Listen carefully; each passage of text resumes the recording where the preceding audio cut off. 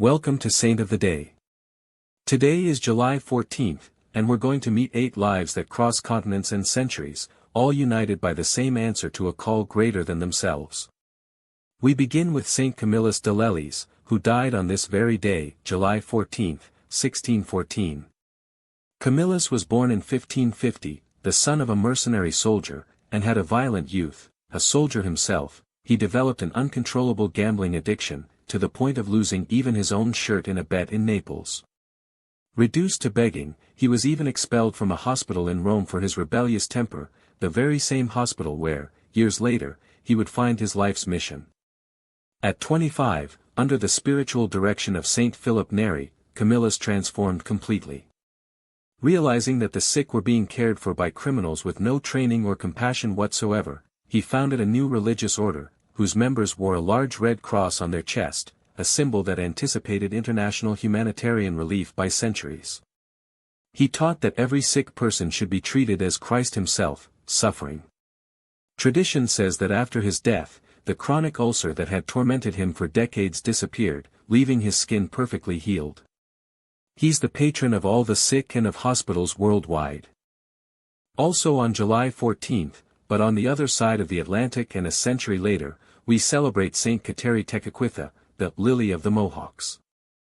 Kateri was born in 1656 in what's now upstate New York, the daughter of a pagan Mohawk chief and a Christian mother who had been captured by the tribe.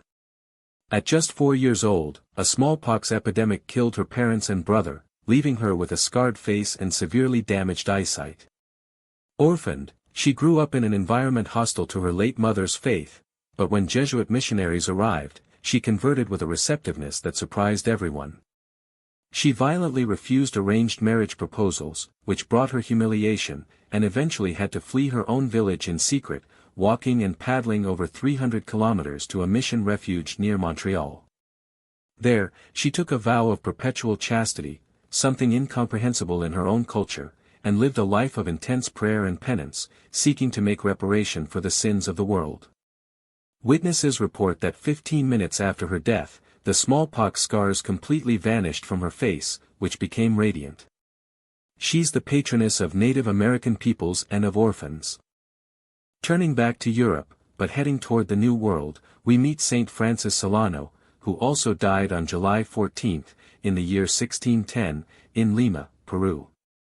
Born in Spain in 1549, Francis joined the Franciscan Order as a young man, and during the crossing to South America lived through a moment that sums up his entire life, when the ship wrecked near what's now Colombia, and the lifeboat left packed only with Europeans. Francis gave up his own seat to stay behind on the wreckage, consoling and baptizing the African slaves who'd been left to die aboard, convinced their souls mattered just as much as those of the nobles.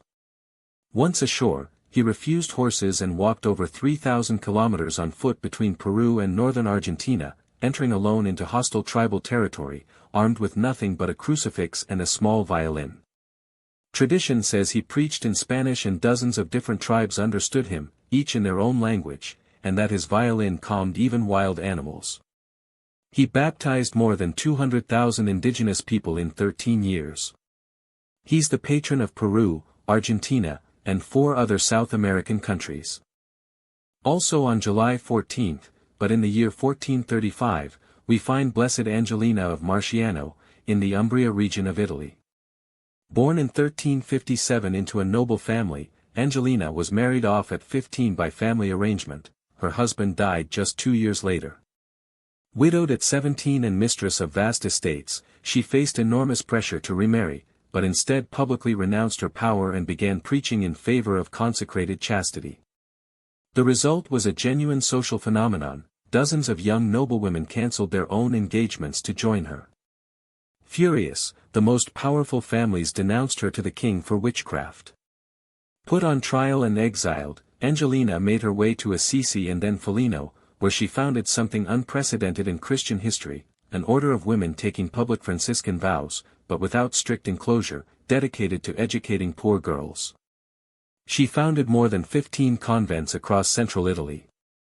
When her tomb was opened decades later, her body was found incorrupt, and remains venerated to this day. She's the patroness of Catholic educators. Also on this day, in the year 1604, blessed Gaspar de Bono died in Valencia, Spain, at 74. The son of a poor weaver and a mother who went blind when he was just 3, Gaspar suffered from a severe stutter that made him a target of mockery as a child. Frustrated after being kept from entering a Dominican convent at 15, he enlisted as a cavalry soldier in the imperial army of Charles V, spending a full decade in military camps, trying to protect his soul amid the moral chaos of barracks life.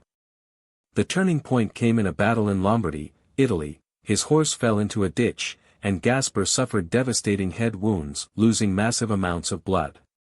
Dying among corpses, awaiting the enemy's blade, he begged for the Virgin Mary's help and swore that if he survived, he would trade the military uniform for the religious habit forever. The bleeding stopped miraculously. Keeping his word, he returned to Spain, joined the Order of Minims, and, overcoming his own stutter, was ordained a priest and rose to provincial superior, treating rebellious friars not like a commander, but with the patience of a man who had once been a soldier himself. He's the patron of everyone with speech disorders and of war veterans. On this same July 14th, but in the year 1900, in China, Saint John Wang Guixin was martyred. A humble farmer, husband and father, John lived through the Boxer Rebellion, a violent uprising that massacred Chinese Christians considered traitors for having converted.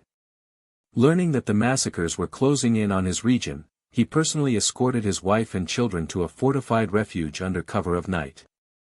Reassured that his family was safe, he decided not to hide and set out alone back home, but was betrayed by neighbors and captured. The local magistrate, impressed by his honesty, tried to save his life by offering a deal. John only had to pretend, just outwardly, to follow the traditional rites, while secretly remaining Christian in his heart. John flatly refused, saying his faith didn't allow that kind of deception, even at the cost of his life. He was beheaded while reciting his prayers. He's one of the 120 martyr saints of China, and today he's remembered as the patron of fidelity to the truth, even under pressure to renounce one's faith.